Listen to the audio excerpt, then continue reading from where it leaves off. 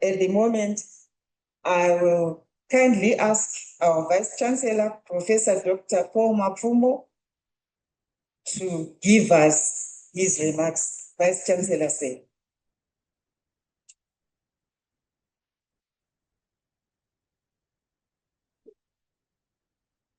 Yeah, thank you very much. I think first allow me to acknowledge and thank the panelists and the moderator, Prof. Gora, for such a lively debate. And panelists, thank you very much for your diverse capacities. I think this was reflected in the discussion. I also want to thank the audience for the active participation. You can see that people may not have asked questions, but I think people were attentive and participating in the process.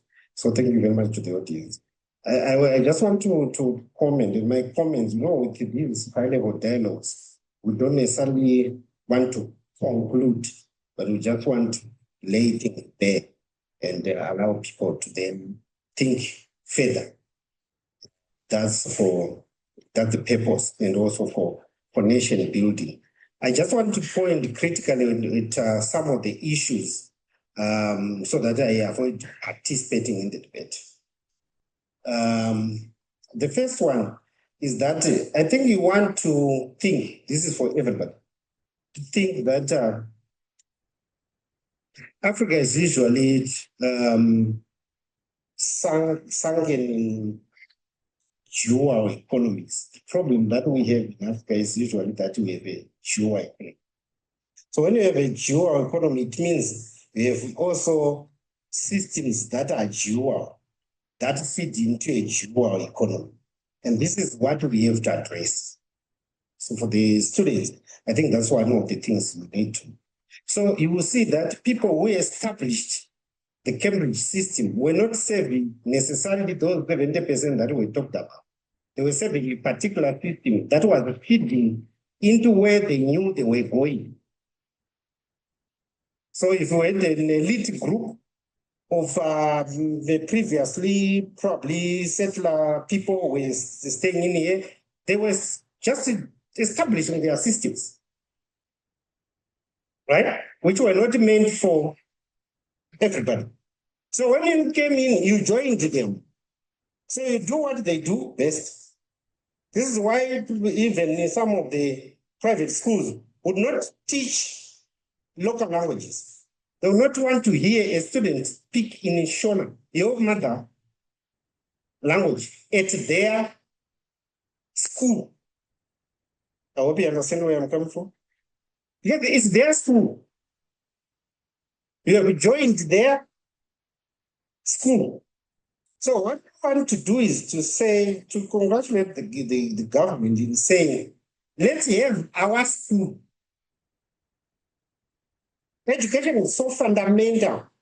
It's a bedroom. It has to be yours. So we eliminate that dual system. So the confusion we have is a self-esteem issue for the nation. Don't worry, panelists, it's not about yourselves. It's for the nation. It's a self-esteem problem where you have confusion whether you want to be where in the dual system, right? So identify one and clear the confusion.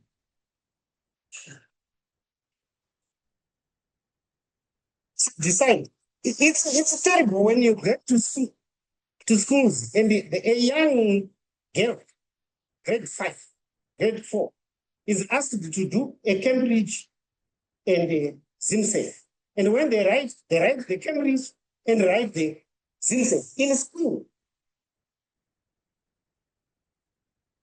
For the students, it doesn't probably seem so much, but for the panelists here, I think that's a tragedy. If your children go to school and they themselves, they don't know what they are good at. Are you good at Cambridge? Are you good at ZIMSEC?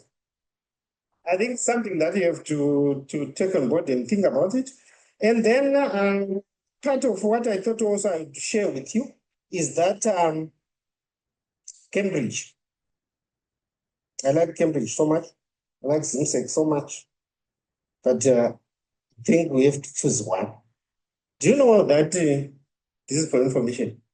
Cambridge is not the largest examining board. It's not even known, not in the UK. It doesn't examine. It's a commercial project. So it could be for you. It's not even for you. So it's international. This doesn't know.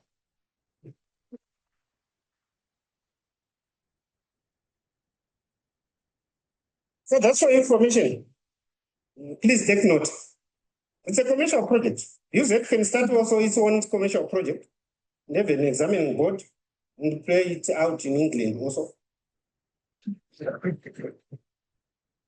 And recruit. And it's innovative. Do you understand?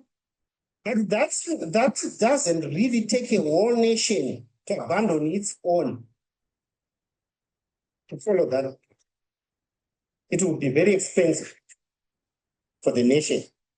So I think let's think seriously. Sorry, panelists, it's nothing to do with what you said. Right. Then I also wanted to talk about the pass rates. The pass rates are not about an examining board. They're about those that teach. I just thought I would clear that one. Examining boards examine what you have been taught. So that you have failed or passed is not their problem. It's the problem of those that are managing the curriculum. So if ZIMSEC examines the students and they don't pass well, they go back to the ministry and the teachers should answer why the student didn't pass well. I just thought I clarify. I'm just clarifying facts. So you won't go to Cambridge and say, why did my students fail? No. Then lastly, I think when coming, this is because we are recruiting as use it. When you are coming to use it, whether you've written Cambridge or you've written ZIMSEC, we just take your point.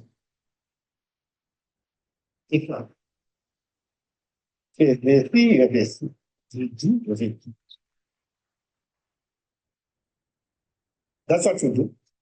And also, for information, if you have 30 points, you can just the 3 subjects. So you can do 50. But we'll count your best 2 subjects. So 100%, please have an A in chemistry and then in others. Am I clear? So what happens everywhere, they will pick it like that. So it just helps parents to understand that sometimes you give the students overdose in terms of having to accumulate so much. So, but that's for the ministry to regulate. For us, we just take what they bring. And that's important. I just thought I would share that because that's how all these other universities will also look at when they will look at the subject they want to know. Then lastly, there was a talk about schools shutting down and so on. Every policy creates opportunities. And I think what we need to do as a nation is to come together and improve the dialogue and be in an environment where we see where we want to get. Schools should not close. The independent colleges should operate. I hope so. Government is very inclusive. They have to operate. But I think they also need to understand that you can still get your money even if they are doing whichever board. If they're doing Cambridge and you have your college, they will still do. If they're doing ZIMSEC, they will still do. So I don't think schools need to shift.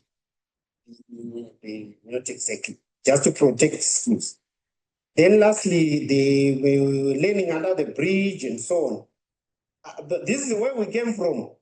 We had people learning under trees and bridges already in the past. So don't think that in the future we want to have people learning under bridges and so on. Because that has happened before. If it happens now because of internet and technology, I think those bridges will be better bridges. So, so then, I said that's already. There was what I thought was speculative when people were talking about you take a student who is Cambridge here and a person who is Cambridge. No, these students are very bright. A bright student is a bright student. Doesn't matter where you put them. If they're bright, they're bright. You just want to have a word of caution there so that we don't have a speculative kind of evidence. If we did a study, let's have the results and put the graphs there. Let's have, because it affects the whole nation, that perception. We have to have very grounded, very authenticated, credible evidence that we put forward in order to tell people that the student who was under Cambridge was better than the student who was under ZIMSEC. When we have students who write both and we see them performing in both. So I think let's use evidence as we try to influence decisions in a country, and also being cautious that we are not telling other people that they are not as good as what, because they are good in their own way always. Thank you.